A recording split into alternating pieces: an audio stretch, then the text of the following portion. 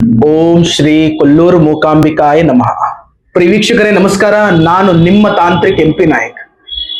ವೀಕ್ಷಕರೇ, ಎಲ್ಲರಿಗೂ ಕೂಡ ಯುಗಾದಿ ಹಬ್ಬದ ಹಾರ್ದಿಕ ಶುಭಾಶಯಗಳು.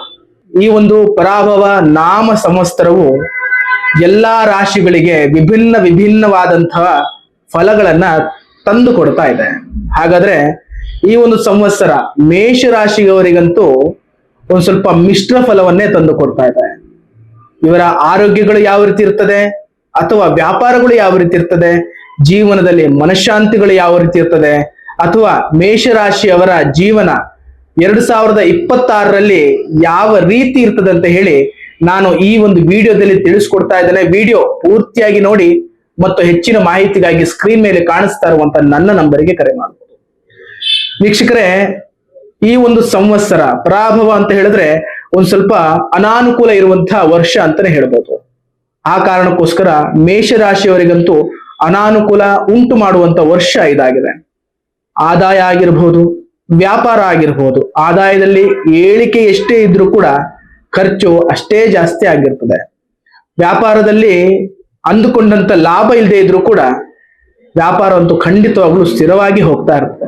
ಮತ್ತು ಕುಟುಂಬ ಜೀವನದಲ್ಲಿ ಶಾಂತಿ, ನೆಮ್ಮದಿ ಅನ್ನುವಂಥದ್ದು ಕೂಡ ಖಂಡಿತವಾಗ್ಲೂ ಇರ್ತದೆ. ದಾಂಪತ್ಯ ವಿಚಾರದಲ್ಲಿ ಸಹಕಾರ ಅಥವಾ ಆ ಕಡೆಯಿಂದ ಎಲ್ಲಾ ರೀತಿಯಾದಂತಹ ಒಂದು ಪರಿಗಣನೆಗೆ ನಿಮ್ಮ ಯಾವುದೇ ಡಿಸಿಷನ್ ತಗೊಂಡ್ರು ಕೂಡ ಆ ಡಿಸಿಷನ್ಗೆ ಬದ್ಧವಾಗಿರುವಂತಹ ಕೆಲಸಗಳು ನಿಮ್ಮ ಕುಟುಂಬದಲ್ಲಿ ಕೂಡ ಆಗ್ತದೆ. ಮತ್ತು ರಾಜಕೀಯ ಕ್ಷೇತ್ರದಲ್ಲಿ ಹೊಸ ಅವಕಾಶಗಳು ಕೂಡ ಮೇಷರಾಶಿಯ ಜೀವನದಲ್ಲಿ ಕೂಡ ಬರ್ತದೆ.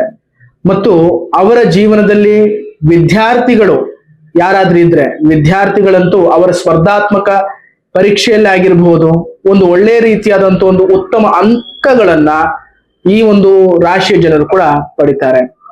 ಮತ್ತು ಆಸ್ತಿ ವಿಚಾರದಲ್ಲಿ ಕೂಡ ಆಗಿರ್ಬೋದು, ಹೊಸ ಆಸ್ತಿಗಳನ್ನ ಪಡ್ಕೊಳ್ಳುವಂತ ವ್ಯಕ್ತಿಗಳು ಮಾತ್ರ ಒಂದ್ ಸ್ವಲ್ಪ ಜಾಗರೂಕವಾಗಿರುವುದಂತೂ ಒಂದ್ ಸ್ವಲ್ಪ ಎಚ್ಚರವಾಗಿರ್ಬೇಕಾಗ್ತದೆ.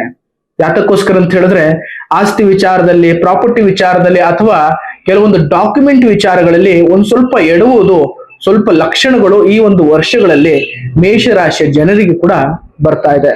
ಮತ್ತು ಅವರ ವರ್ಗಾವಣೆ, ಉದ್ಯೋಗದಲ್ಲಿ ಒಳ್ಳೆ ರೀತಿಯಾದಂತಹ ಉದ್ಯೋಗಗಳು ಬಡ್ತಿಯಾಗಿ ಸಿಗ್ತದೆ.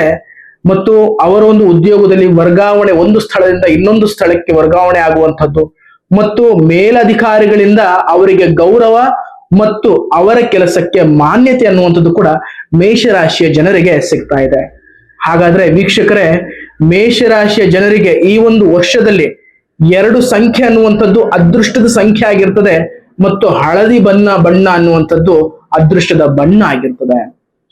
ಈ ಒಂದು ವರ್ಷದಲ್ಲಿ ಯಾರೇ ಮೇಷರಾಶಿಯ ಜನರಿರ್ತಾರೆ, ಆ ಜನರು ಈ ಒಂದು ವರ್ಷದಲ್ಲಿ ನಾನು ಸಾಧನೆ ಮಾಡಬೇಕು, ನಾನು ಅಭಿವೃದ್ಧಿ ಆಗಬೇಕು, ನಾನು ಏಳಿಗೆ ಕಾಣಬೇಕು ಅಂತ ನಿಮ್ಮ ಮನಸ್ಸಲ್ಲಿದ್ರೆ ಶಿವ ಮತ್ತು ಸುಬ್ರಹ್ಮಣ್ಯ ಸ್ವಾಮಿಯನ್ನ ನೀವು ಆರಾಧನೆ ಮಾಡಬೇಕಾಗ್ತದೆ.